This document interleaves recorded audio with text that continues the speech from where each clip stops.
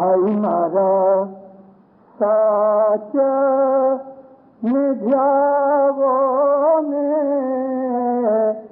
झूठ जचोड़ो तो तमे होए सो शाहाना दीदारियां जी। मौलाना हाज़िर इमाम से सल्लल्लाहु अलैहि। मौला अली के कलाम पढ़े, इस लड़की ने बड़े अच्छी तरह से पढ़े। एक बात मुझे कलगरी की जमात को कहनी है। सब जमात खानों में मैंने देखा कि यहाँ के जो बच्चे हैं माशाल्लाह बहुत होशियार हैं। जिनान, फरमान, दुआ, तस्बीह, तीन अनाउंसमेंट, अव्वल मेहमानी खटाना, मुझे बहुत खुशी हुई। कलगरी के बच्चे और बहुत सी जमातों के बच्चों से बेहतर हैं, अच्छी ट्रेनिंग है। अब इसकी जो मुबारक है वो माता पिता को भी जाती है और इस्माइली तरीके का जो स्टाफ है जो सिखाते हैं उनको भी पहुंचती है। बहुत खुश हुआ। और ये जब मौला अली के फरमान पढ़े गए उसके अंदर साज का जिक्र किया है। जुल्फ़ी सदरुद्दीन फरमाते हैं कि ए मोमिन भाइयों आओ, मेरे पास आओ, मैं तुम्हें एक बात कहूं कि तुम सच के ऊपर चलो, हक को अख्तियार करो, झूठ को छोड़ दो, तो तुम्हारे दिल के अंदर मौला का दीदार पैदा होगा। सच क्या है, झूठ क्या है? अरबी जबान के अंदर सच को हक कहते हैं। और खुदा के जो नवानों नाम हैं, हालांकि नाम तो बहुत हैं, लेकिन आम तौर पे ऐसा कहते हैं कि नवानों खुदा ताला की जो सिफाती एट्रीब्यूट्स हैं उनमें एक नाम हक है, अल हक।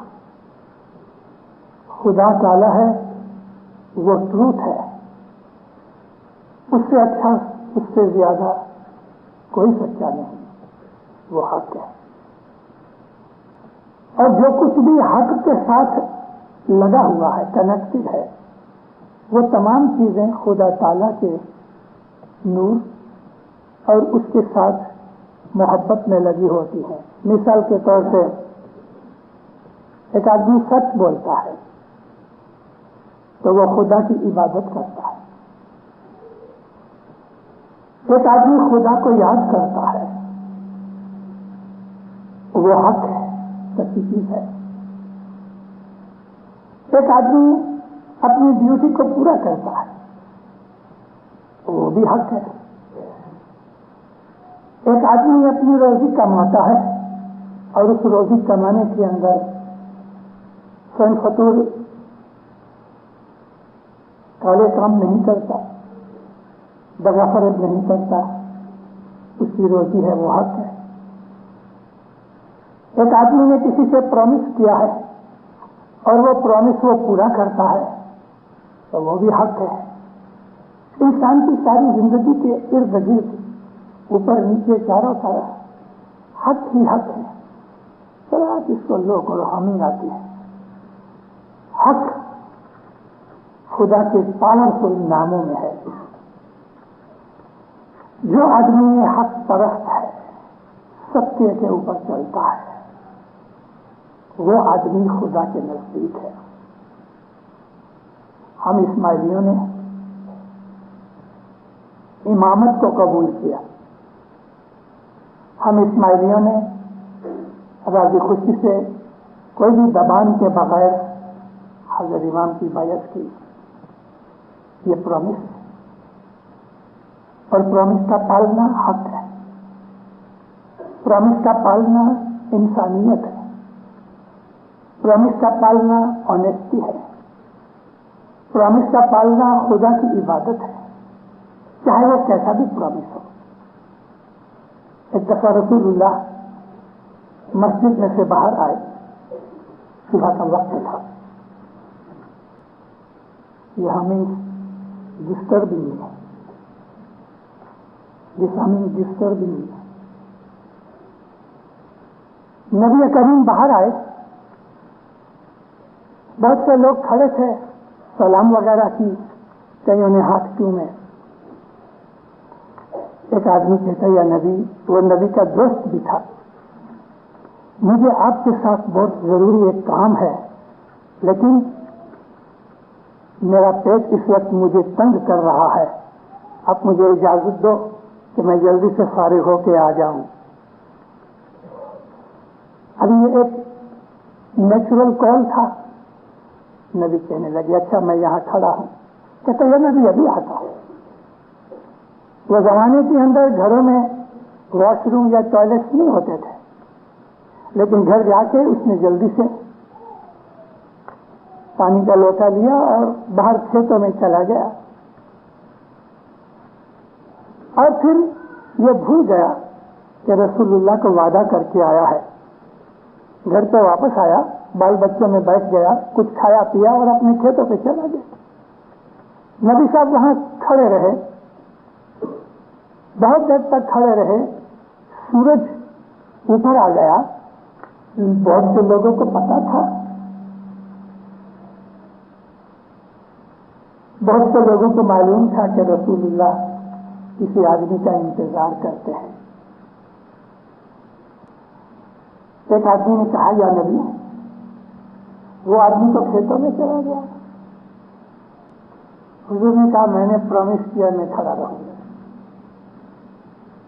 ایک آدمی گھوڑے پہ بیٹھا اس کے کھیتر میں گیا، اور مورخ بے وقوف رسول اللہ تیری انتظار کرتے ہیں، نبی کریم کو تو کھڑا کر کے آیا ہے رستے میں بازار کے اندر۔ تب اس کو خیال آیا، بھاگا بھاگا آیا، نبی کے پاؤں پہ گرا، معافی مانگی، کہتا یا نبی میں بھول گیا۔ حضور نے اس کو کوئی گالی نہیں دی، اس کو کوئی غصہ نہیں کیا، لیکن حضور نے فرمایا دیکھ وعدہ کر کے پورا کرنا یہ بھی ایمان کی نشانی ہے، بلکہ ایمان کا 1/3 بھاگ ہے۔ اگر دنیا کے اندر بھی آپ نے کبھی کسی کو پرومس کیا ہے اور آپ کو بعد میں پتا لگا کہ مجھے تو اس سودے میں نقصان ہوتا ہے، تو یہ سمجھ کے کہ نقصان ہوتا ہے تو آپ وینگل کر کے اپنے اس وعدے کو توڑ کر مروڑ کر بھاگنے کی کوشش مت کرو، وہ نقصان اٹھا لو۔ آپ کی جیب کی قیمت اس نقصان سے بہت ہے۔ اپنے آپ کو ہلکا مت کرو، اپنے آپ کو ڈی ویلیو مت کرو۔ پرومس دے کے چند رقموں کے لیے، چند پیسوں کے لیے یا کوئی اور چیز کے لیے بھی، چاہے وہ دنیا کی کوئی بھی چیز ہوگی، لیکن آپ نے کبھی پرومس دے دیا ہے دینداروں، تو کتنا بھی نقصان ہوتا ہوگا اس پرومس کو پورا کرو۔ آپ سے بھول ہو گئی، اس بھول کا بدلہ اٹھا لو۔ اس میں کیا ہوگا معلوم ہے؟ اس آدمی کے اوپر اچھی چھاپ پڑے گی، اس کو چھوڑ دو، وہ معمولی چیز ہے، مگر سب سے بڑی چیز یہ ہوگی کہ آپ کی قیمت اپنی نظر میں خود کے اندر بہت بڑھ جائے گی، آپ کے دل کے اندر ایک بڑی خوشی پیدا ہوگی۔ آپ کی جیب زیادہ قیمتی ہے، آپ کا پرومس بہت قیمتی ہے، لاکھوں کروڑوں ڈالر ایک طرف، لیکن جو زبان دی ہوئی ہوتی ہے وہ اور چیز ہے۔ اس کے لیے مولا علی نے، رسول پاک نے ہمیں یہ بات فرمائی کہ ایمان کے 3 بھاگ ہیں، اس میں 1/3 پرومس کا پورا کرنا ہے۔ اس کو عربک زبان کے اندر وفا کہتے ہیں۔ وفا مینس پرومس کیا ہوا پورا کرنا۔ وفا کا مطلب فیتھفلنس بھی ہوتا ہے، اور ہمارے دعا کے چوتھے پارٹ میں وَمَنْ أَوْفَى بِمَا عَهَدَ، جنہوں نے اللہ کے ساتھ کیے ہوئے عہد کو، پرومس کو پورا کیا، وفا کیا، فَسَيُؤْتِيهِ أَجْرًا عَظِيمًا، ان کے لیے بہت بڑا اجر اور ثواب ہے۔ سب سے بڑا ثواب یہ ہے کہ انسان اپنی نظر کے اندر اونچا بنتا ہے۔ دنیا میں بہت تھوڑے آدمی ہیں کہ جو اپنی نظر میں اونچے ہیں، بہت تھوڑے آدمی۔ عموماً وہ لوگ ہوتے ہیں کہ جو دغا فٹکا کرتے رہتے ہیں، پرومس کر کے بھی پھر جاتے ہیں. وہ یہ سمجھتے ہیں کہ میں نے تھوڑی سی رقم بچا لی، لیکن دینداروں اس نے اپنی طاقت شعور میں یعنی سب کانشیس مائنڈ میں اس نے اپنی کانشیسنیس کے اندر اپنی قیمت گھٹا دی. وہ خود اپنے آپ میں شرمندہ ہے. اب معلوم کرو کہ جو آدمی حضرت امام کی اپنے گرو کی مرشد کی بیعت کر کے پھر جائے، حضرت امام کے ساتھ بیعت کر کے حضرت امام کے ساتھ کیا ہوا وعدہ پورا نہ کرے تو وہ لوگوں کے ساتھ وعدہ پورا کرے گا؟ اس نے تو امام کے ساتھ دغا فریب کیا تو سب کے ساتھ کرے گا. وہ ریلائبل آدمی نہیں ہے، اس کے اوپر بھروسہ نہیں کیا جا سکتا. وہ کبھی زبان سے وعدہ بھی کرے تو پھر جائے گا. ارے بعض ایسے آدمی ہیں کہ لکھت کر کے بھی ٹرائی کرتے ہیں پھر جانے کی، مگر دین انسان کو پیور بناتا ہے. ہمارا جو مذہب خاص طور پہ اسماعیلی طریقہ جو ہے دین اسلام کے اندر بہت اونچی کوالٹی ہے. یہ حقیقت اسلام کی یہ ہے جو ہمارے پاس ہے. سب سے پہلی بات یہ کہ حضرت امام ہمارے پاس ہے. 1400 برس پہلے رسول اللہ ایک فادرلی مدرلی فگر تھے مسلمانوں کے اندر. ان کو کوئی بھی دکھ تکلیف آتا تھا، کوئی پرابلم آتی تھی تو بھاگ کے نبی کے پاس چلے جاتے تھے. نبی کے بعد مولا علی ہوئے اور ان کے بعد امام حسین ہوئے. اس طرح یہ سلسلہ ہمارے اندر چلا آتا رہا.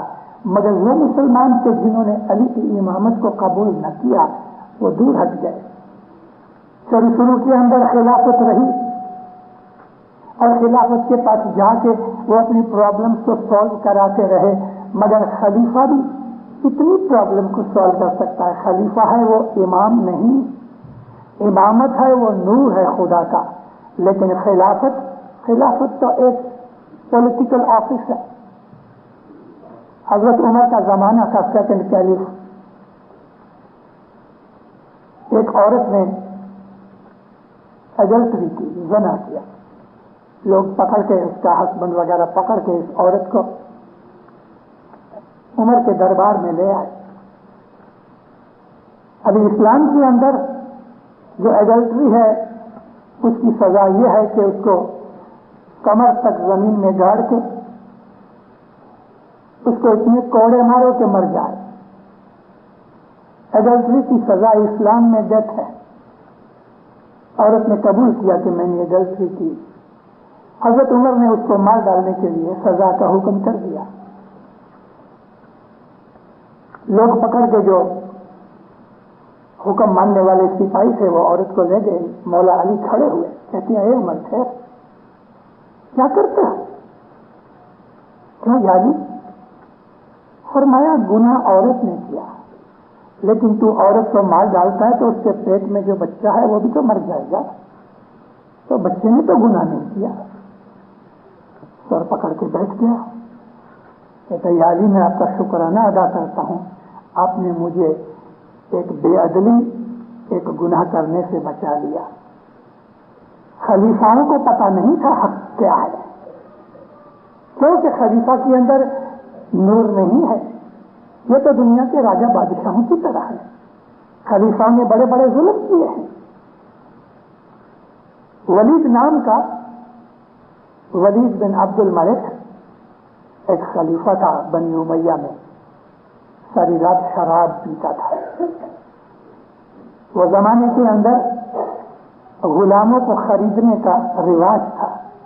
مرد غلام بھی ہوتے تھے، عورتیں غلام بھی ہوتی تھی. عورتوں کو باندیاں یا لونڈیاں کہتے تھے. کہ وہ ساری رات اپنی ان لونڈیوں کے ساتھ شراب پیتا رہا. صبح کی اذان ہوئی 5 بجے. ابھی خلیفہ کا یہ بھی اس زمانے کے اندر اس کے اوپر فرض تھا کہ وہ مسجد میں جا کے لوگوں کو نماز پڑھائے. یہ شرابی خلیفہ کتنی ہمت نہیں تھی کہ جا کے مسجد میں شراب پینے کے بعد نماز پڑھائے. معلوم ہے کیا کیا؟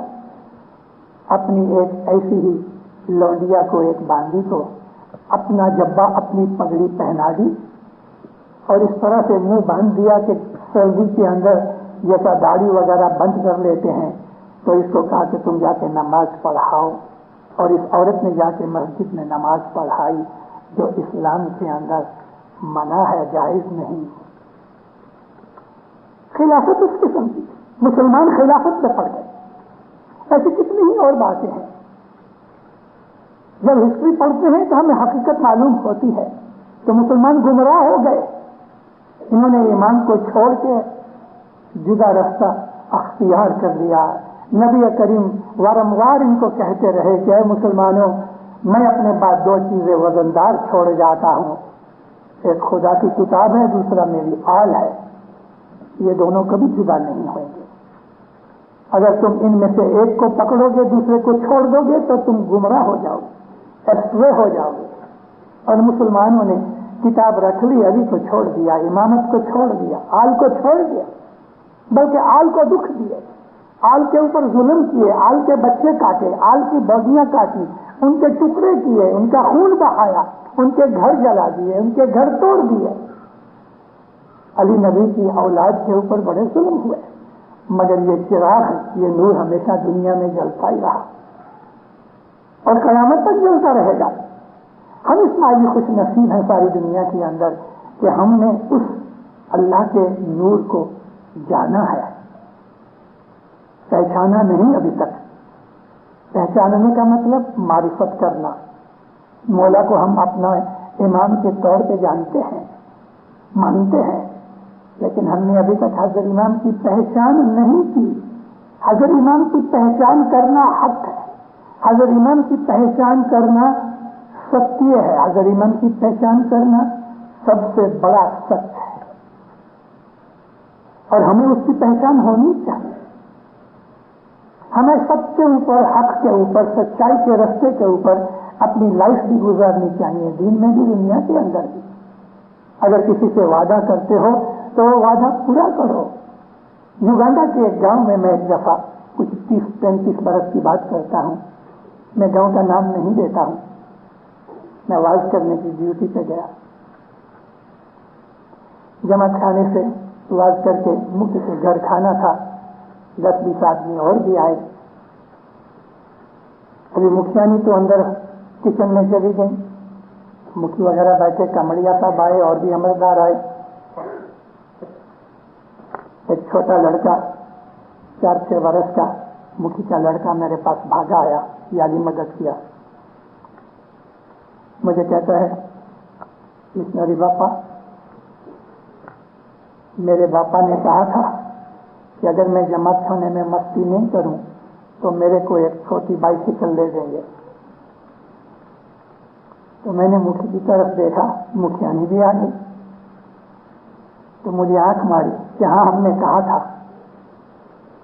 وہ بھیڑا کچلا کے لڑکے کو تو لے گئی، لیکن میں نے کہا کہ تم نے وعدہ کیا. مکھیانی کہنے لگی ہاں ہم نے کہا تھا. تو میں بولا پھر بائسیکل لے کے جاؤ. کہ وہ تو میں نے یہی پتانے کے لیے کہا تھا. میں بولا یہی خرابی ہے، بچے کو پتانے کے لیے تم نے یہ سودا اختیار کیا کہ جھوٹ بول کے اس نے کام کر دیا، لیکن اب اس کو انعام نہیں ملا. اس کی سائیکولوجی خراب ہو جاتی. ایسے بچے بڑے ہو کے دغاباز فرے بھی بنتے ہیں. اگر بچوں کے ساتھ بھی کوئی وعدہ کرو تو پورا کرو، کیونکہ مرشد کے ساتھ جو وعدہ ہمارا ہے بیعت کرنے کا، وہ وعدہ ہماری ساری زندگی کو کور کرتا ہے. ہم نے حضرت امام کو بیعت دی، اس کا ہاتھ لے کے چوما اور پرامس کیا کہ یا مولا میرا تن من دھن سب تیرے قدموں میں ہے، میں تیرا فرمان بردار ہوں، تو میرا امام ہے، میں تیرا مرید ہوں، میں تیرا ہر حکم مانوں گا. یہ ہماری بیعت ہے حضرت امام کے ساتھ. اور حضرت امام کے ساتھ یہ جو وعدہ ہے یہ ہماری ساری لائف کو کور کرتا ہے، دنیاوی لائف بھی، ہماری فیملی لائف بھی، ہماری سوشل لائف بھی، ہماری روحانی لائف بھی. سچ تو بہت بڑی چیز ہے.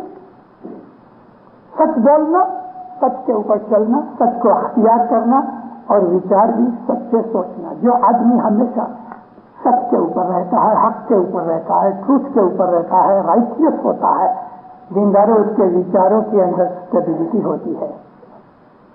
اس کو کوئی ڈیسیژن لینا ہوتا ہے تو مشکل نہیں پڑتی، کیونکہ اس کے مائنڈ کا جو ٹریک ہے وہ سچائی کے اوپر ہے. اس کو دغا فریب کبھی سوجیں گے ہی نہیں، اور دغا فریب بے ایمانی کی نشانی ہے۔ مومن کبھی دغا نہیں کرے گا، مومن کبھی چیٹ نہیں کرے گا، مومن کبھی کسی کا حق نہیں کھائے گا۔ مومن اگر پرامس کرتا ہے تو پورا کرتا ہے۔ پرامس کی ایک بات رسول اللہ کی سنائی میں نے، ایک اور سنو۔ حضرت عمر کے زمانہ تھا خلافت کا، دو جوان آپس میں لڑ پڑے، ایک نے ایک کو مار ڈالا۔ جدے جدے قبیلے کے لوگ تھے، جس نے مار ڈالا وہ بھاگ نہیں گیا، خود ہی چلا گیا پولیس کے پاس، پکڑ کے حضرت عمر کی خلافت میں لے گئے کورٹ میں۔ حضرت عمر نے اس کو پوچھا تم نے مارا ہے؟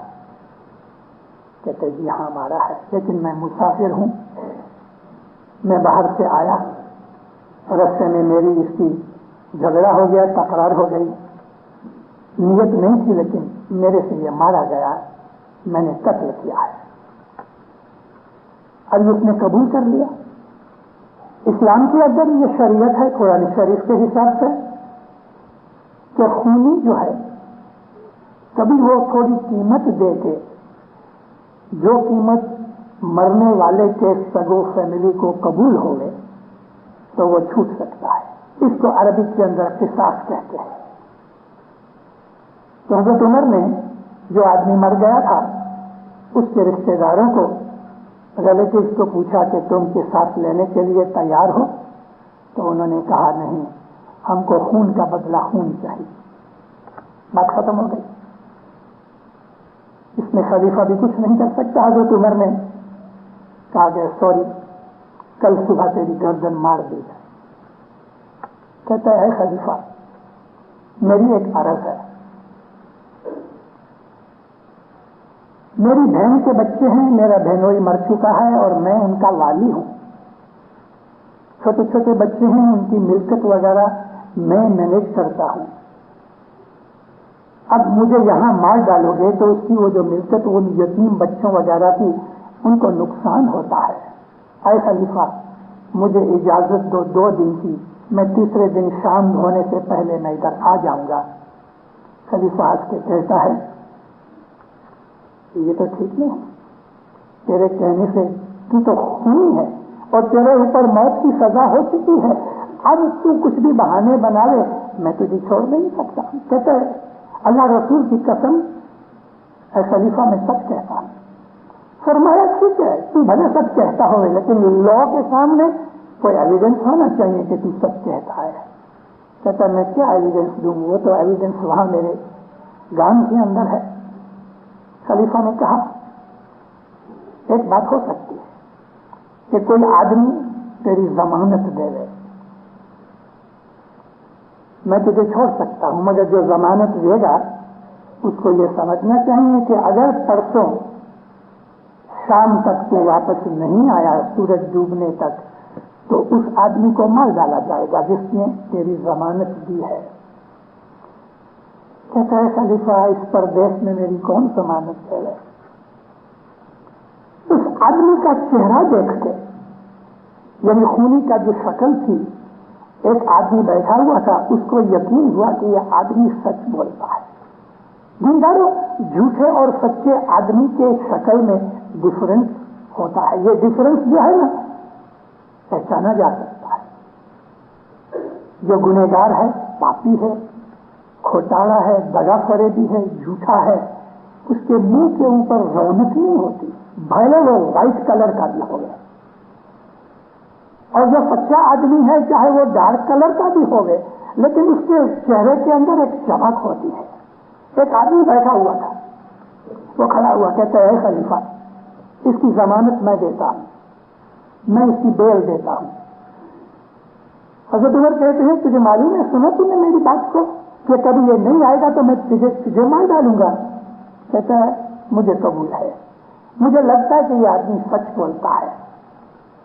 کبھی میرے اس کہنے کے اوپر کہ یہ سچ بولتا ہے، میرے یقین کے اوپر کبھی اس نے مجھے فریب دے دیا تو میں اپنی تقدیر سمجھوں گا، میں مرنے کو تیار ہوں۔ سپاہیوں کو حکم کیا اس کو پکڑ لو، اس کو چھوڑ دو۔ کسی کو پکڑ کے جیل میں ڈال دیا جس نے بیل دی، اور وہ آدمی گھوڑے پہ بیٹھ کے چلا گیا۔ بعد میں خلیفہ اس کو کہتا ہے مورخ تو نے کیا کیا، جان نہیں پہچان نہیں کچھ نہیں۔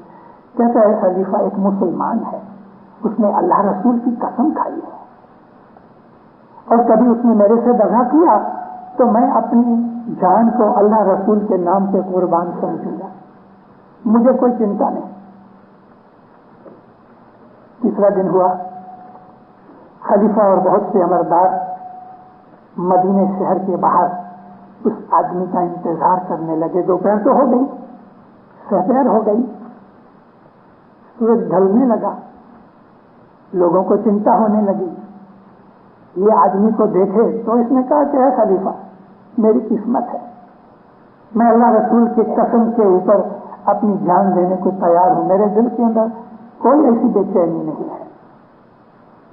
یہاں تک کہ سورج بالکل چھپ گیا اور جانے ہی لگے تھے کہ دور سے دھول اڑتی ہوئی نظر آئی۔ خلیفہ بولتا ٹھہر، تھوڑی دیر ٹھہرے، دھول اڑتی اڑتی اڑتی نزدیک آئی، اور یہ آدمی ہانپتا کانپتا گھوڑے پہ سے نیچے اترا اور خلیفہ کو کہا کہ میں سوری ہوں، تھوڑا لیٹ ہو گیا، میں مرنے کے لیے حاضر ہوں، آپ نے مجھے سزا دی تھی، مجھے قبول ہے۔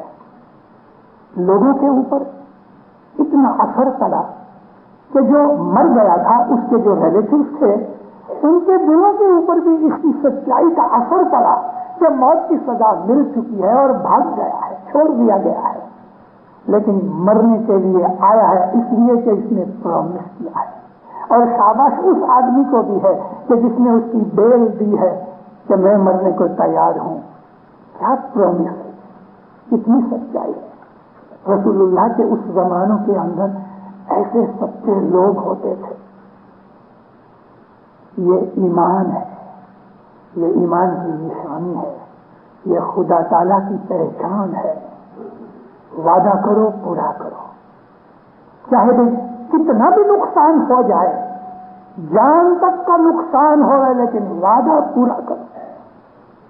پہلے تو کسی سے وعدہ کرو ہی نہیں، لیکن وعدہ اگر ہو گیا ہے تو دینداروں اینی پرائس دے کے بھی اپنے اس وعدے کو پورا کرو۔ اپنی جیب کو اپنے ہاتھوں سے کاٹو مت، یعنی وعدہ کر کے توڑو مت۔ وعدہ کر کے توڑنے کا مطلب ہے کہ اپنی جیب کو کاٹ دینا ہے۔ وعدہ کر کے توڑ دینے کا مطلب یہ ہے کہ میں اپنی نظروں کے اندر ذلیل ہو گیا، ہیوملیٹ ہو گیا اپنی ہی نظروں کے اندر۔ میرے دل کے اندر تو ہے کہ میں نے دغا کیا ہے، میرے دل کی میری کانشیس بائٹ مجھے کرتی رہے گی، میں نے اچھا نہیں کیا، میں نے برا کیا، میں نے دغا کیا، میں نے فریب دیا، اور یہ کانشیسنیس ساری زندگی اس کو پنچ کرتی ہے۔ بعض دفعہ یہ کانشیسنیس اتنی پنچ کرتی ہے کہ انسان مجبور ہو جاتا ہے یا آوگھات کر لے یا اپنے آپ کو سرنڈر کر دے۔ 15-20 برس پہلے کینیڈا کے اندر ایک خونی نے 8-10 خون کیے مگر کبھی پکڑا نہیں گیا۔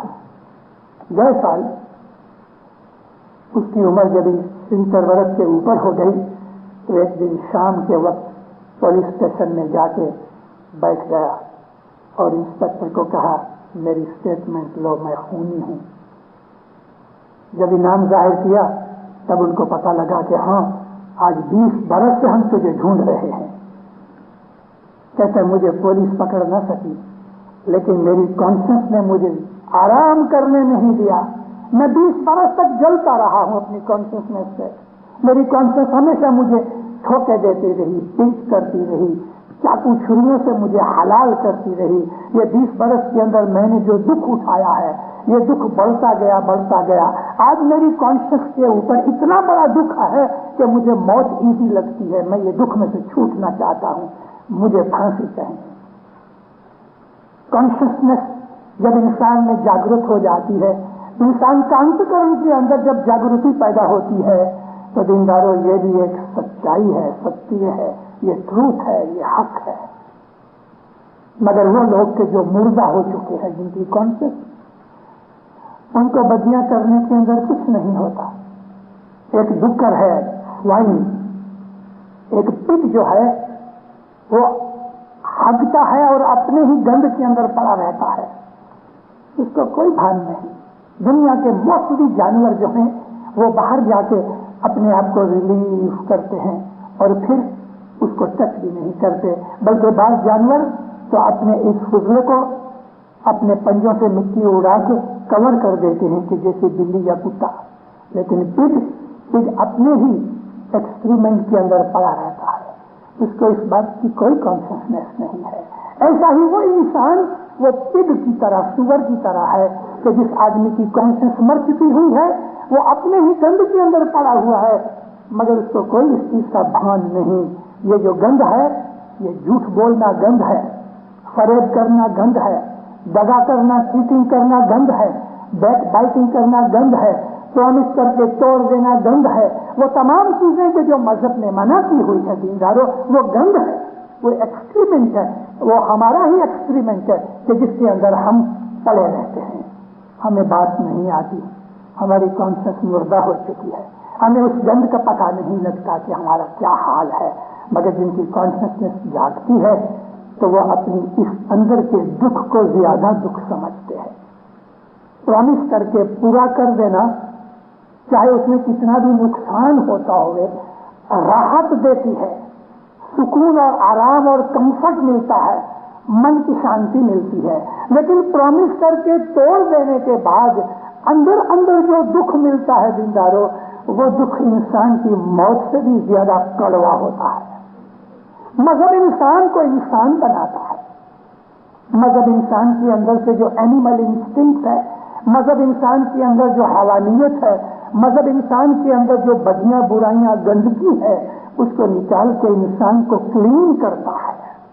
مذہب انسان کے لیے خدا تعالیٰ کی ایک بہت بڑی رحمت ہے، کیونکہ مذہب انسان کو انسان بناتا ہے، اس کو حیوانیت میں سے نکال کے اس کو اچھا بناتا ہے، اس میں اچھائیاں آتی ہیں۔ غریب ہوگا بھلے لیکن سکھی ہوگا، اور اگر غریب بھی ہے تو وہ ایسا غریب نہیں ہوتا کہ محتاج ہو جائے، ایسے اپنے بندے کو خدا محتاج ہونے دیتا ہی نہیں۔ دنیا کے مال و دولت کے اوپر، دنیا کی عیش و آرام کے اوپر، دنیا کی بڑائیوں کے اوپر، دنیا کی شو اور شوبھا کے اوپر مت جاؤ دیندارو۔ ہمارا اسماعیلی دین جو ہے یہ درویشی دین ہے، یہ وہ دین ہے کہ جو فرشتوں کا دین ہے۔ اسماعیلی طریقہ وہ ہے کہ جو رسولوں کا طریقہ ہے۔ مسلمانوں کو خبر نہیں ہمارے طریقے کی، کرسچنوں کو خبر نہیں، جیو کو خبر نہیں، ہندوؤں کو خبر نہیں۔ ہمارا طریقہ صرف ہم جانتے ہیں کہ ہمارے اندر کون سی چیز اور کیا لذت ہے۔ صبح کی عبادت جو ہے وہ ایک ایسی چیز ہے کہ جو آدمی سچا ہے، نیک ہے، پاک ہے، پوتر ہے، سچائی پہ رہتا ہے، فریب دغا جھوٹ وغیرہ نہیں کرتا، وہ جب صبح کی عبادت کرتا ہے تو اس کو جو بادشاہی ملتی ہے، اس کو جو راج ملتا ہے، اس کو جو سکھ ملتا ہے، ساری دنیا کی دولت اس کے قدموں پہ رکھ دو، اس کو وہ ٹھکرا دے گا، کچھ نہیں۔ اس قسم کے بہت سے دنیا کے اندر واقعات بنے ہوئے ہیں کہ سچائی چاہے خدا کے ساتھ ڈائریکٹ کنیکٹڈ ہوئے یا انسانوں کی معرفت انڈائریکٹلی کنیکٹڈ ہوئے، سچائی مینز سچائی۔ یورپ کے ایک بہت بڑے راج کا ایک حکومت، آپ میں سے بہت سے اس کو جانتے ہوں گے، ابھی تو وہ بیچارہ گزر گیا ہے، یہ جو ہماری کوئین ہے نا آج، کوئین ایلزابتھ کا بڑا باپ، کوئین ایلزابتھ کا بڑا باپ کنگ ایڈورڈ ایٹھ تخت کے اوپر بیٹھ گیا تھا ایز کنگ ایڈورڈ ایٹھ، بس کورونیشن نہ ہو سکی۔ اس نے ایک لڑکی سے، ایک عورت سے محبت کی جو اس سے بڑی تھی، ودوا کی، چھوڑی ہوئی بھی تھی، اس کا نام مسز سیمسن تھا، امریکن بائی تھی۔ ایڈورڈ نے اس کے ساتھ پریم کیا اور اس نے کہا کہ دیکھ میں کامنر ہوں، تو بادشاہ ہے۔ اور 1936 اس زمانے کی برٹش سلطنت ساری دنیا کی آدھی مالک تھی، سب سے بڑی سلطنت کا وہ پرنس آف ویلز تھا، اور 19th 21 जनवरी 36 में उसका बाप किंग जॉर्ज फिफ्थ जो था वो गुजर गया, तो नेचुरली इसको तखत पर बैठना चाहिए। डिक्लेयर भी हो चुका था कि वो प्रिंस ऑफ वेल्स है। उस वक्त बहुत बड़ा कमोशन हो गया हाउस ऑफ कॉमन्स में, पार्लियामेंट में, और उस वक्त तक ये लॉ था, बल्कि प्रैक्टिस भी थी कि राजा किसी कॉमनर से शादी नहीं कर सकता। लेकिन इसने उसको प्रॉमिस किया था कि मैं अपनी मलिका तुझे बनाऊंगा। उसने कहा कि तेरी अपोजिशन बहुत होगी, तुझे शायद राज छोड़ना पड़े। इसने कहा कि अगर राज छोड़ना पड़ेगा तो मेरा प्रॉमिस तेरे साथ है कि मैं तुझे नहीं छोड़ूंगा, राज छोड़ दूंगा। शाबाश है उस आदमी को, उस सच्चे आदमी का। उसके मरने के बाद मैं आज जमात खाने में उसको याद करके उसका वखान करता हूं, उसकी क्वालिटी का, कि उसने राजपाट छोड़ दिया, ब्रिटिश का राज छोड़ दिया, लेकिन अपना प्रॉमिस नहीं तोड़ा। नहीं तो उस वक्त वो कहता बस चली जा, उसको तो बहुत मिल सकती थी, मगर प्रॉमिस था, मोहब्बत थी, प्रेम था। मोहब्बत एक सेल्फ इज ट्रूथ, सच्ची मोहब्बत है, वो सच है, वो हकीकत है।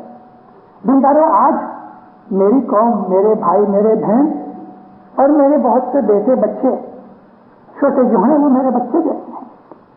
हमारी जमात के अंदर बहुत सी बदियां, बुराइयां, खराबियां गए 16-17 बरस के अंदर हम जब से कनाडा में आए हैं घुस गई हैं। हमारे अंदर बहुत सी बदियां, बुराइयां घुस गई हैं, बहुत से गुनाह घुस गए हैं। हम वीक हो गए हैं, हम बिगड़ गए हैं, हम लुट गए हैं, ईमान से लुट गए हैं। धर्म हमारा लुट गया है, हमारा ईमान लुट गया है, हमारी सच्चाई लुट गई है, और हमने जानबूझ के अपनी बर्बादी की है। आज हैलिफैक्स से लेके वैंकूवर तक, अक्रॉस कनाडा, अटलांटिक की पोर्ट से पैसिफिक की पोर्ट तक 40,000 के लगभग इस्माइली कनाडा में बसते हैं। 40,000 इस्माइली कनाडा में आज बसते हैं। 200-500 ज्यादा होंगे, कम नहीं है। 22,000 इस्माइली आज अल्हम्दुलिल्लाह स्टेट्स में बसते हैं। लेकिन आज सारी नॉर्थ अमेरिका के अंदर इन 60-62,000 इस्माइली वस्ती के अंदर गए 17 बरस में जो सड़ा घुस गया है, वो सड़ा कैंसर की तरह लग गया है। मिशनरी हैं, सारी जमातों में घूमते रहते हैं। जितनी खबर जमात की मिशनरी को होती है, न काउंसिलों को होती है, न मुखी कमरियों को होती है, न तरीका वालों को होती है। क्योंकि यहां के तरीका वाले इधर की जमात को जानते हैं, लेकिन टोरंटो की जमात को नहीं जानते। यहां के मुखी कमरिया पेन ग्रुप की जमात को जानते हैं, लेकिन फ्रैंकलिन जमात में क्या है वो इन मुखी कमरियों को पता नहीं होगा। मेरा कहने का मतलब ये है कि हमारे लीडर्स हैं, 2-4 साल रहते हैं, फिर वो चले जाते हैं या बदल जाते हैं, दूसरी अपॉइंटमेंट होती है। मगर मिशनरी सारी जिंदगी के हैं, घूमते रहते हैं। मिशनरियों को जितनी खबर होती है जमात की, वो लीडरों को पता नहीं है, क्योंकि बहुत से भाई बहन लीडरों के पास नहीं जाते किसी सलाह के लिए, एडवाइस के लिए, मिशनरियों के पास आते हैं। और मैं आज 58 साल से वाज़ी करता हूं, 58 ईयर्स हुए, जमातों में घूमता रहा हूं। चलो दूसरी बातें नहीं करता, मैं ये कह रहा हूं कि गए 17 बरस के अंदर हमारा ईमान कमजोर हो गया,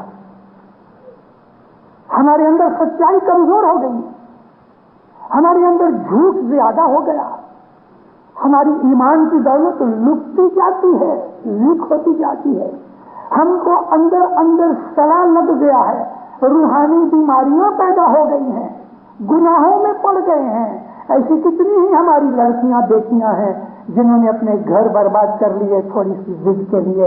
ऐसे कितने ही हमारे जवान बेटे हैं कि जिन्होंने शराब या किसी और दूसरी औरत की खातिर अपनी वाइफ को छोड़ दिया, बच्चों को छोड़ दिया, फैमिली लाइफ बर्बाद कर ली।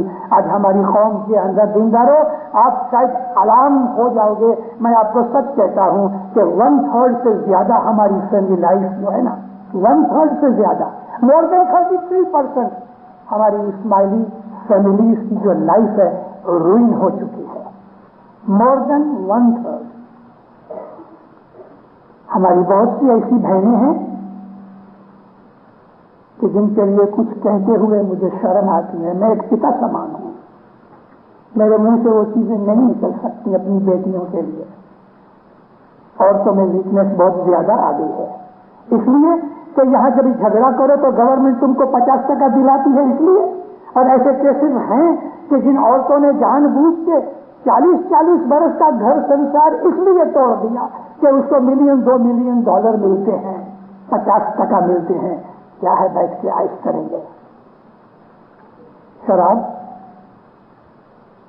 ڈرگس, ویمنائزیشن, اور سامنے ہماری عورتوں کا بھی کیریکٹر بگڑتا جاتا ہے. میں منہ کھولنا نہیں چاہتا, میری طاقت نہیں کہ میں جماعت خانے کے اندر آپ کو سب باتیں کہوں, لیکن دل جلتا ہے. اس لیے آج میں نے فیصلہ نہیں کیا تھا, میں نے کوئی پلان نہیں بنایا تھا کہ میں کیا بولوں. میں نے اپنی زندگی میں کبھی پلان بنا کے وائز نہیں کی.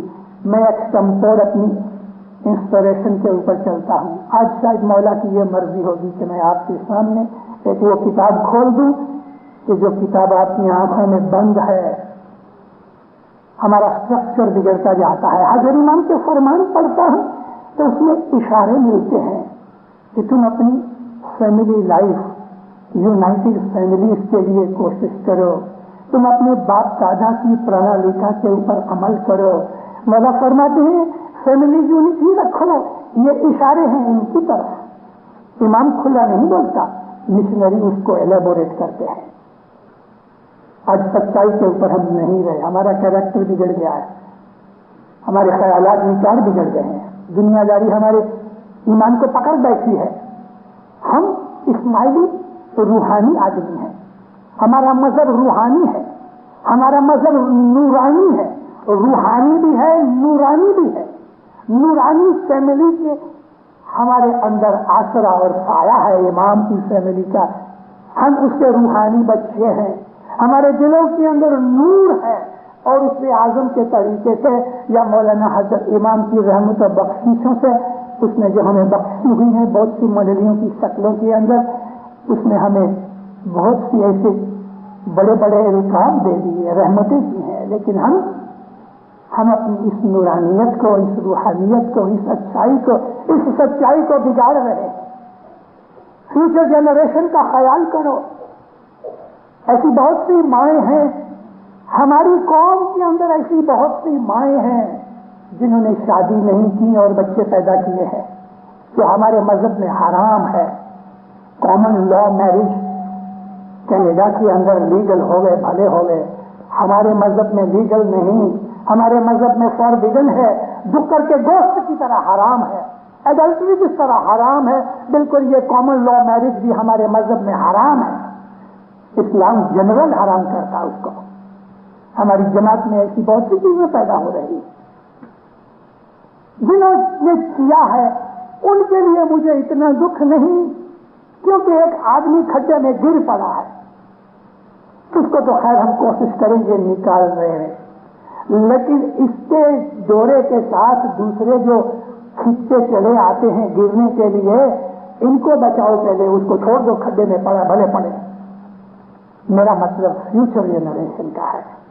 ہماری بہت سی جوان بہنیں بھائی بدیوں برائیوں گند کے اندر, ایکسکریمنٹ کے اندر پڑے ہوئے ہیں. نورانی اور مذہب کی نظر سے میں دیکھتا ہوں تو میں یہ دیکھ رہا ہوں, میں یہ سمجھ رہا ہوں کہ یا مولا ان کی اولاد کا کیا ہوگا. یہ بچہ جب بڑا ہو کے یہ سمجھے کہ میری ماں نے مجھے پیدا کیا لیکن میرا باپ کون ہے وہ پتا نہیں, میری ماں نے کبھی شادی نہیں کی, اس بچے کی کانشیسنیس کے اوپر کیا اثر پڑے گا. اور کبھی وہ لڑکی ہوگی تو استغفر اللہ, اس کا انجام کیا آئے گا. آئسولیٹڈ کیس نہیں ہے. سمجھتا ہے ایک کیس ہو گیا اور میں نے گپ مار دی. آپ بہت سی چیزوں سے ناواقف ہے دینداروں, یہ آئسولیٹڈ کیس نہیں ہے, یہ ایک ٹرینڈ شروع ہو رہا ہے. بہت سے بچے ہیں شادیاں نہیں کر رہے کیونکہ وہ دنیا کی اس گندگی کے اندر پڑے ہوئے ہیں. اور سمجھتے ہیں ہم مزہ کرتے ہیں، لیکن وہ گناہ کر رہے ہیں، وہ انہیں پتا نہیں، یہ جھوٹ ہے، یہ سچائی نہیں ہے۔ اس لیے یہ کہتے ہیں کہ تم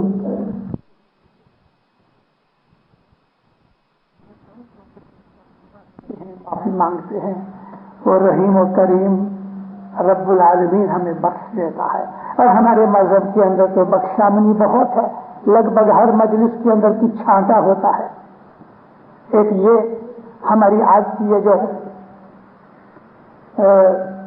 7ویں رات کی مجلس ہے، اس میں چھانٹا نہیں، اور 9ویں رات میں شاید نہیں، لیکن لگ بھگ ہر مجلس میں چھانٹا ہوتا ہے۔ تو چھانٹا جو ہے وہ گناہ کی معافی کا ہے۔ تو پہلا کام، پہلی دوا یہ ہے کہ اگر کوئی آدمی ان بدیوں، برائیوں، گناہوں میں، یہ گند کے اندر گرو میں پڑا ہے، تو سب سے پہلے یہ ہے کہ وہ معافی مانگے۔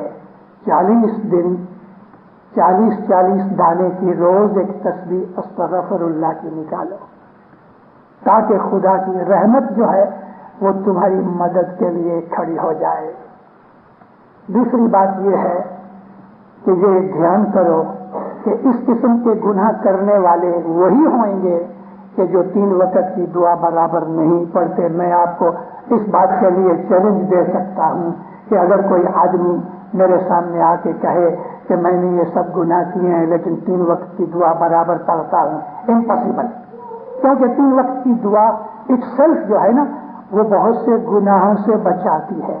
اور یہ اللہ کا فرمان ہے قرآن میں، خدا جھوٹ نہیں بول سکتا، ہم جھوٹ بول سکتے ہیں۔ خدا کہتا ہے کہ جو پریئر ہے، دعا ہے، اس کو عربی کے اندر صلاۃ کہتے ہیں، تمہیں بدیوں سے بچاتی ہے۔ کیونکہ جب انسان کو یہ خیال آتا ہے کہ میں دعا پڑھوں گا، دعا کا وقت ہو گیا، تو یہ چیز ظاہر کرتی ہے کہ اس کا ایمان زندہ ہے، اور ایمان جس کا زندہ ہوتا ہے وہ ایمان اس کو بدی برائی کی طرف جانے نہیں دے گا۔ اور کبھی کوئی زور وغیرہ کر کے کوئی کارن سر آدمی ادھر چلے بھی جائے گا تو 3 وقت کی ریگولر برابر روز دعا پڑھنے والا آدمی کو اس کا ایمان اس بدی میں سے کھینچ لے گا۔ سچ کہتا ہوں، کھینچ لے گا۔ 3 وقت کی دعا ہماری لائف کو اجاگر کر دیتی ہے، ایلومینیٹ کر دیتی ہے۔ 3 وقت کی دعا دی وہ ایسی چیز ہے دینداروں کہ بہت تھوڑے اسماعیلی ہیں کہ جو برابر 3 وقت کی دعا پڑھتے ہیں۔ میرے پاس جتنے بھی لوگ آئے، جب انہوں نے اپنی بدیوں برائیوں کا میرے پاس ذکر کیا یا میں نے کچھ سنا اور میں ان کے سامنے ان کو ملنے کے لیے گیا، نہیں میں نے یہ سنا ہے تم یہ کرتے ہو وہ کرتے ہو، مجھ کو ایسے بھی لوگ ملے، then what you have to do with my life, ایسے بھی مجھے ملے اپنی جماعت میں سے، بھائی تیرے کو کیا؟ میں کہتا ہوں میرے کو ہے۔ تم اسماعیلی ہو؟ کہتا ہے ہاں ہوں، لیکن why should you involve in my affairs? تو میں کہتا ہوں اس لیے کہ تم میرے بچے ہو، میرے بھائی ہو۔ تم یہ کہو کہ میں اسماعیلی مذہب سے نکل گیا ہوں تو میں ابھی چلے جاتا ہوں، لیکن تم جب تک اسماعیلی مذہب میں ہو، میں ایک مشنری ہوں، میں دائی ہوں، اور مشنری یا دائی نہ بھی ہوں تو ہر ایک اسماعیلی کے اوپر یہ فرض ہوتا ہے کہ اس کا کوئی بھائی، اس کی کوئی بہن، روحانی بھائی اگر کوئی بدی برائی میں پھنس گیا تو دینداروں صرف مشنریوں کا یا مکھیوں کا منڈیوں کا نہیں، صرف ہمارے لیڈرز کا نہیں، آپ سب کا فرض ہے کہ آپ کو اگر نظر آئے کہ آپ کا کوئی دوست، آپ کا کوئی یار، کوئی سگا کٹمبی کوئی بدی میں پھنس گیا ہے تو جاؤ اس کے پاس، آپ کے اوپر خدا نے یہ فرض رکھا ہے، اس کی مدد کرو، اس کو سمجھاؤ، آپ اپنی محنت کرو، پھر وہ آپ کی محنت لیکھے نہ بھی لگے تو آپ کا عوض ثواب مل جائے گا، مولا دے گا آپ کو۔ اور شاید ہو سکتا ہے کہ اس کے دل میں بعد میں کچھ خیال پیدا ہو گئے، فیلئر کی بات کبھی سوچو بھی نہیں، ایسا کبھی نہیں سوچنا کہ میں اس آدمی کے پاس جاؤں گا میرا اپمان کر لے گا۔ اپمان کر لے گے اور آپ اس کو نیکی سکھانے گئے ہو تو آپ بڑے نصیبدار ہو کہ نیکی سکھانے گئے اور اس نے آپ کا اپمان کیا تو آپ کو تو ڈبل ثواب ملے گا، خدا خوش ہوتا ہے اس کے اوپر۔ ارے رسول اللہ کے اوپر لوگوں نے کیوں پھینکا؟ نبی کریم کو پتھر مارے، اس کو کانٹوں کے اندر پھینک دیا، رسول اللہ نے کچھ تن دکھ اٹھائے، مگر نبی کریم نے ہمیشہ لوگوں کے پاس جا کے گھروں میں جا کے ان کی بدیوں برائیوں سے بچانے کے لیے ان کو صلاح نصیحتیں دی. ہمارا بھی یہی کام ہے. تو میرے بہنوں میرے بھائیوں 3 وقت کی دعا اس کو مضبوط کرو. 3 وقت کی دعا میں بہت طاقت ہے. کبھی لیٹ ہو گئے صبح کی، عموماً جو دعا ہم بھول جاتے ہیں وہ مارننگ پریئر ہے، یا پھر دوسرے نمبر کے اوپر عشاء کی نماز جس کو ہم سیکنڈ پریئر کہتے ہیں. ہم نے تو ادھر دونوں دعائیں پڑھ لی. ایک دعا مغرب کی ہے سن سیٹ کی، اور ایک دعا عشاء کی ہے جو رات کے 12 بجے تک مڈ نائٹ تک دوسری دعا کا ٹائم ہے. لیکن ہم لوگ جلدی سے ادھر ایڈوانس میں پڑھ لیتے ہیں. مگر وہ لوگ جو روز جماعت خانے نہیں آتے عموماً موسٹلی یا تو یہ رات کی دعا بھول جاتے ہیں یا چھوڑ دیتے ہیں، یا صبح کی دعا نہیں پڑھتے. 3 وقت کی روز چالو ٹائم سر دعا پڑھنے والا ساری جماعت، صرف آپ کی نہیں سارے آخر کینیڈا کی جماعت کہتا ہوں. 40,000 آدمیوں کے اندر سے 4,000 آدمی بھی ایسے نہیں ہیں میری جماعت میں کہ جو ریگولرلی برابر ایک بھی دن چھوڑے بغیر وہ 3 وقت کی دعا پڑھتے ہوں گے. 35,000 آدمی اس میں کچے ہیں. آپ ادھر بیٹھے ہوئے اپنے ہی من میں سوچ لو کہ میں سچ کہتا ہوں کہ نہیں.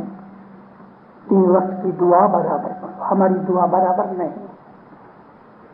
اور میں کہتا ہوں بہنوں بھائیوں کو، خاص طور پہ جوانوں کو، کہ کبھی لیٹ ہو گیا ہے تو بھی پڑھ لو دیندارو. لیٹ تو لیٹ صحیح.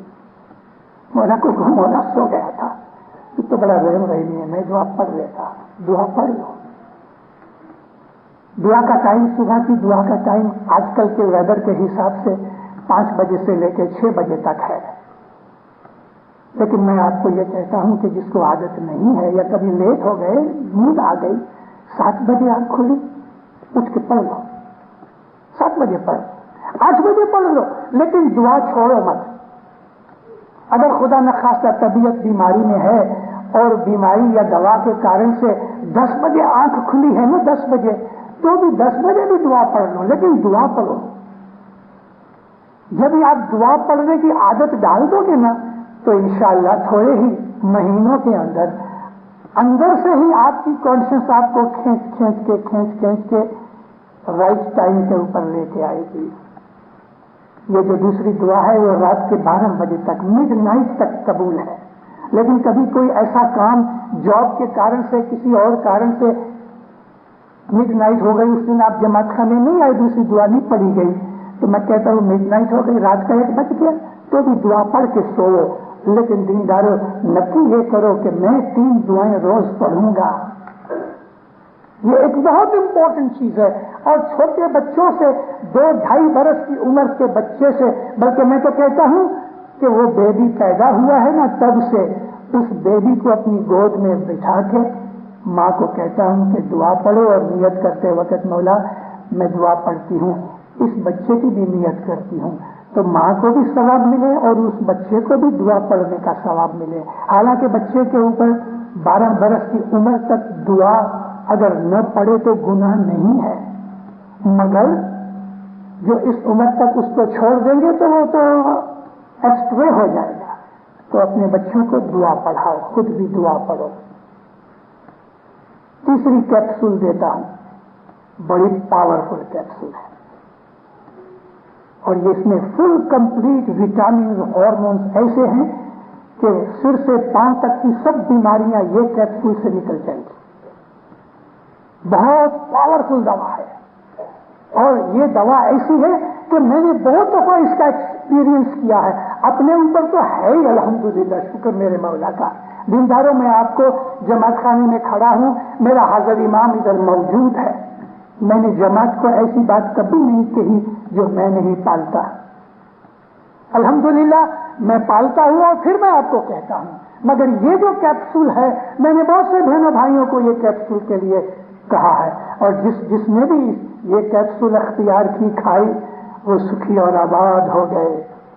یہ اعلیٰ درجے کی چیز آپ کی فائنینشیل حالت بھی ٹھیک کر دے گے، آپ کی تندرستی ٹھیک کر دے، گھر میں سکھ شانتی آ جائے، آپ کی عزت آبرو بڑھ جائے، آپ کے دشمن دفع ہو جائے، آپ کو چاروں طرف سے خوشیاں ملے، آپ کے غم فکر نکل جائے، ایسی کیپسول کون سی ہے؟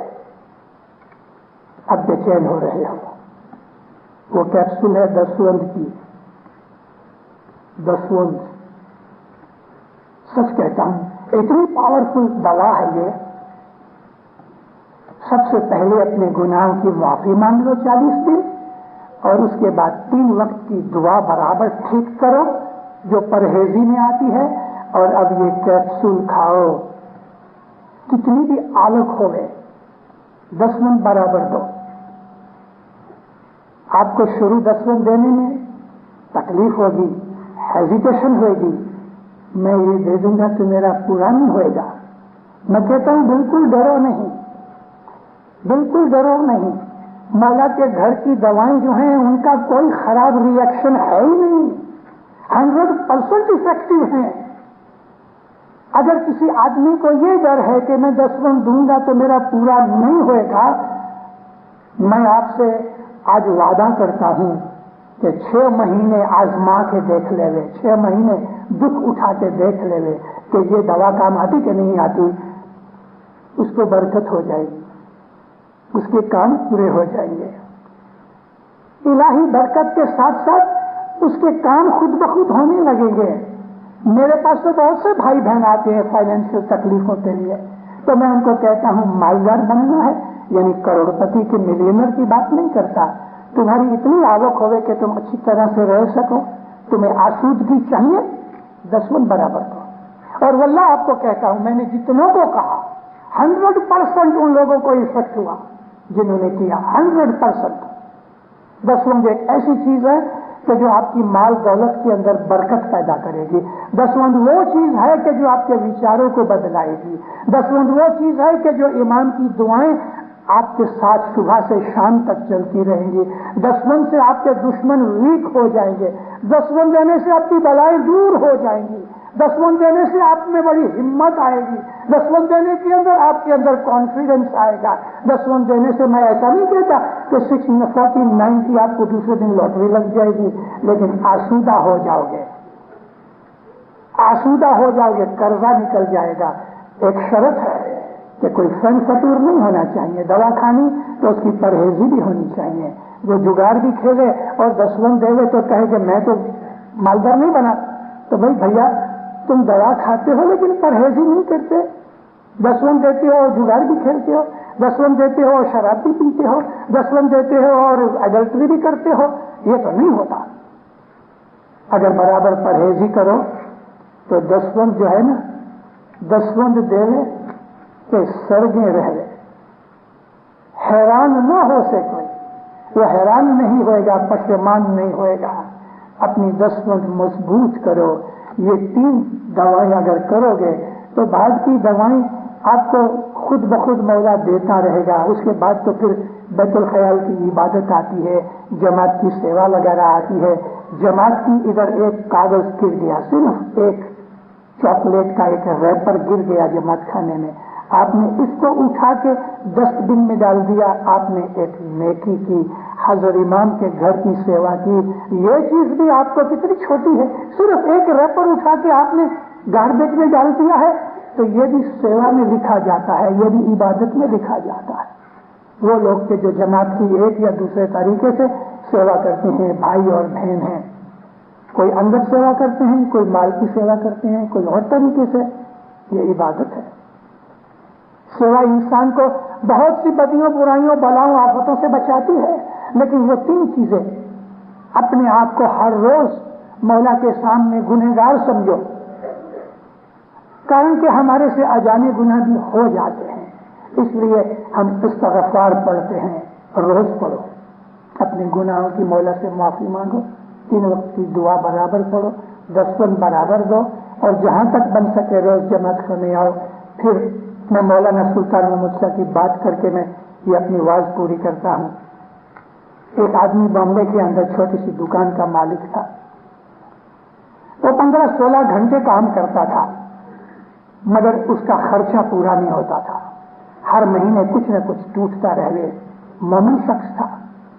امام سلطان محمد شاہ کے پاس حسن آباد میں مہمانی رکھی اور رو پڑا صاحب کے پاس. بولا اس کو پوچھتے ہیں روز جماعت خانے جاتے ہو؟ کہتے خداوند شام ہی کا وقت ہوتا ہے جب گراہکی زیادہ ہوتی ہے. اچھا جو سن دیتے ہو؟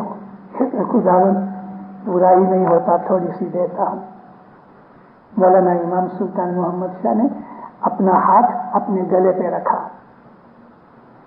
ٹائی اور کالر کو ایسا پکڑ کے ماں باپ کہتے ہیں روز جماعت خانے جاؤ، برابر 3 وقت کی دعا پڑھو. شام کو نہیں جا سکتے تو صبح جاؤ، لیکن روز جماعت خانے جاؤ، 10 وقت برابر دو. پھر بھی تم آسودہ نہیں ہو گئے تو اماں ہم کو گردن سے پکڑو. مولا نے چیلنج دیا ہے کہ اگر آپ 3 وقت کی دعا پڑھو، جماعت خانے روز کم از کم 1 دفعہ آؤ اور 10 وقت برابر دو، پھر بھی جو کبھی آپ آسودہ نہیں ہوگے تو حضرت امام کہتا ہے مجھے پکڑو. مولا کو پکڑنے سے پہلے میرے کو پکڑ دو، میں آپ کے سامنے کھڑا ہوں. یہ وہ دوائیاں ہیں کہ جو کبھی بھی فیل نہیں ہوتی.